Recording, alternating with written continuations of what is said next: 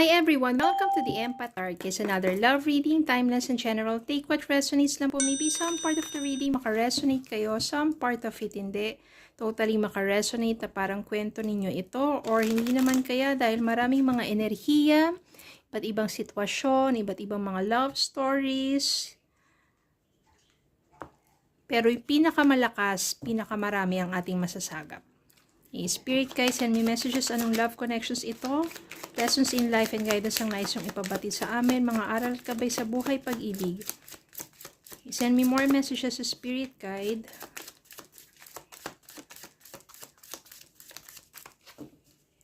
Okay, more messages sa Spirit Guide.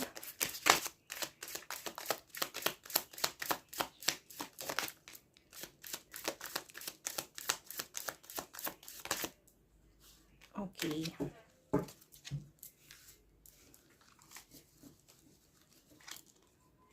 The Chariot. Page of Wands. Seven of Swords.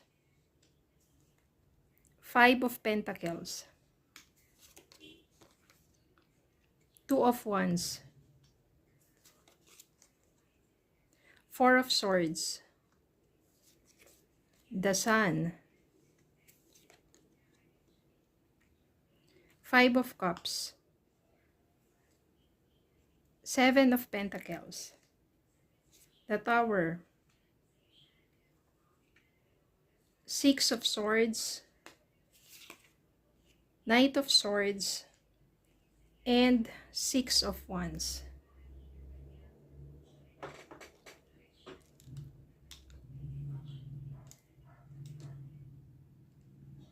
Yeah, marami-raming enerhiya ito. Pero meron dito, Seven of Swords, Five of Pentacles.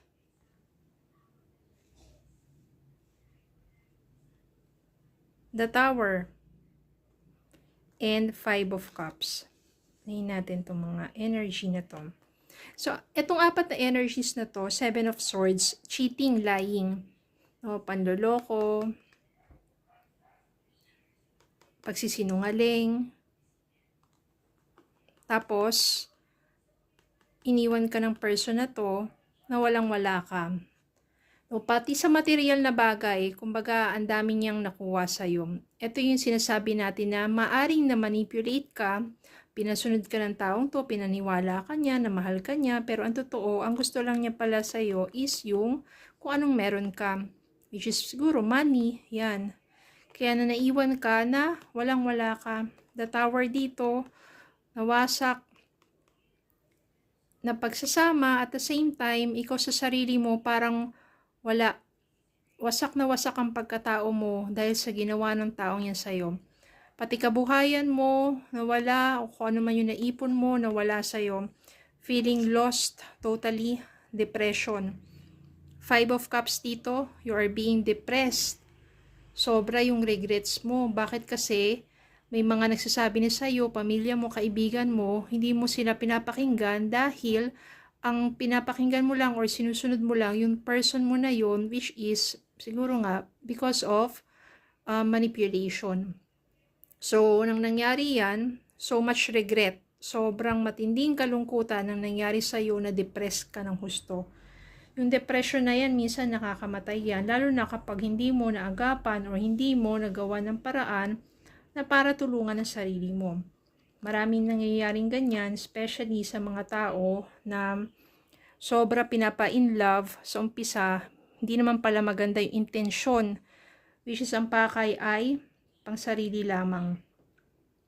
Mabuti na lang merong mga tumulong sa'yo. Nandito si Page of Wands. Page of Wands palagi naghahatid sa'yo ng mga mabubuting mensahe. Nandiyan gumagabay sa'yo. Maaring ito yung kaibigan mo, no, para tulungan ka for you to cheer up, na muling ngumiti kahit sa tindi ng depression na nararamdaman mo. Nandiyan siya, optimistic, nagbibigay sa'yo ng mga payo. Ayan. Palagi siya nandyan para sa'yo. Isang mabuting kaibigan yan. Nakakatulong ito para medyo mas ma-relax, maging mapayapa ang isip mo. Nangyari na sa'yo yung depression, nangyari na sa'yo yung dumating na dagok sa buhay mo dahil sa taong yun na nanloko lang sa'yo. Pero, natulungan ka naman na paminsan-minsan i-relax ang sarili mo, to meditate, to just think of the lessons learned sa buhay mo. Dumating dito yung point na the sun, naging positibo na ang pananaw mo sa buhay, no? Parang nandiyan na yung acceptance, nandiyan na yung natanggap mo yung nangyari sa'yo, natanggap mo yung pagkakamali mo rin, natanggap mo rin na patawarin ang sarili mo kasi nga hindi ka nakinig sa mga taong nagmamalasakit sa'yo, hinayaan mong patuloy ka o paulit-ulit kang lokohin. So, nandiyan na yung forgiveness sa sarili mo.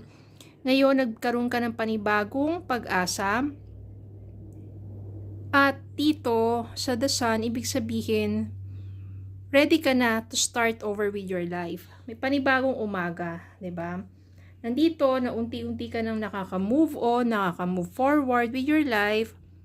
Yan, yung moving forward to So, ibig sabihin, kung dati na doon ka sa isang napaka-alon at disastrous na tubig o na karagatan, ngayon, gusto mo na, parang nag-move forward ka na para ma-achieve yung isang kalmadong lugar, which is, yung para din sa puso mo yan and peace of mind.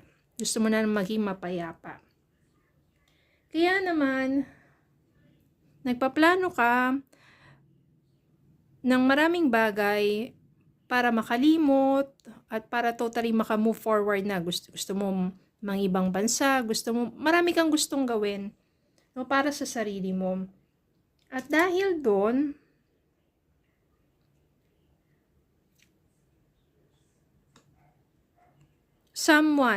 meron kang makikilalang someone. Ito yung tao na magbibigay sa'yo ng panibagong opportunity to have a relationship which is honest. No, itong taong to, mabilis ang kanyang energy, matalino ito, no, ine-express niya kung ano yung nasa isipan niya, hindi siya nahihiya i-express. Kaya siguro kung etong taong to, ma-meet mo na siya, makilala mo siya, marami ka matututunan sa kanya at very open-minded to, na kung ano man yung nakaraan mo, mauunawaan niya yun at hindi ka niya i-judge. No, maaring ito yung magiging romantic relationship mo. Etong someone na to. At dahil dyan, makakayanan mong i-overcome kung ano man yung mga pagsubok na darating sa'yo. No, parang nakatulong itong kaibigan mo, nakatulong sa'yo to cheer you up, para maibsan yung depression mo. Tapos, magsisimula ka muli sa buhay mo, magkakaroon ka ng pag-asa, magiging positibo ang iyong pananaw. Tapos, merong isang tao na darating sa buhay mo, very intellectual, marami ka matututunan sa kanya, tsaka yung mga guidance. Ma-overcome mo, magkakaroon ka ng determination, no, para ma-overcome, malagpasan, mga ups and downs sa buhay mo at magtatagumpay ka doon. Ito rin naman yan. Natutuwa ang mga kaibigan mo dahil finally, nakaahon ka na doon sa depression na yon. At magiging masaya sila para sa'yo.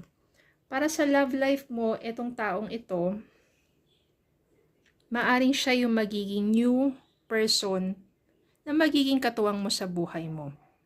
And ito na rin, ibig sabihin nito, yan para sa inyo to ng person mo. Tingnan natin iba pang mensahe para sa inyo. Spirit guide, send me at least 2 messages pa.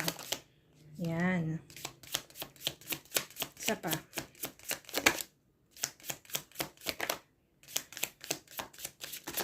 Ay, ang dami. Yan. Anyway, ito yung nais nilang meron ditong 3 of Swords and yung the Devil. Ayan o, sobrang naging toxic ang naging kalagayan mo, sobra ka nasaktan dun sa person mo na ginamit ka lang. The Moon, ang dami niyang mga kasinungalingang itinago sa'yo. Pero nandito si Seven of Wands and Page of Cups. No, ibig sabihin dyan, lumalaban ka sa buhay mo, nagdaan ka man sa dagok, at meron din naman dito, you still feel yung sabihin na yung sense of being love. Nandiyan pa rin yung, siguro kasi bata ka pa nang na-inlove ka dun sa taong yun. So, at least dito, sa naranasan mo, mag-grow ka. You will grow, you will learn from the past. At ang pinaka-message dito is, don't give up. Don't give up pagdating sa buhay at pagdating sa love. Kuha tayo ng message para sa inyo.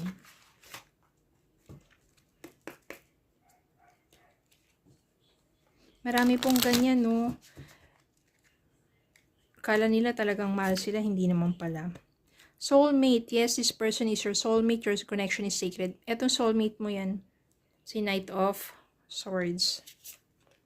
Magnetic connection, there is a very strong pull and intensity that draws you to this person. Balance. There is need to be a healthy balance of physical, emotional, and spiritual intimacy for a relationship to be sustainable. So, kailangan lang daw palaging balanse, emotional, intellectual, yan. Ito, make the effort. This love worth taking risk. You are called to move forward. Make the effort siya to move forward. Okay, so, ang importante, huwag kayong manatili doon sa depression. Tulungan ninyo ang sarili ninyo. Palagi kayong makinig sa mga praises songs. Palagi kayong magdasal para i-uplift ang inyong spirit. Patawarin nyo rin yung sarili nyo. At tapos na yun Wala ka na magagawa sa nakaraan. Ang importante yung ngayon para mapabuti yung bukas mo. At yung taong gumawa sa iyo yun, hayaan mo na, ipaubaya mo na kay God sa universe.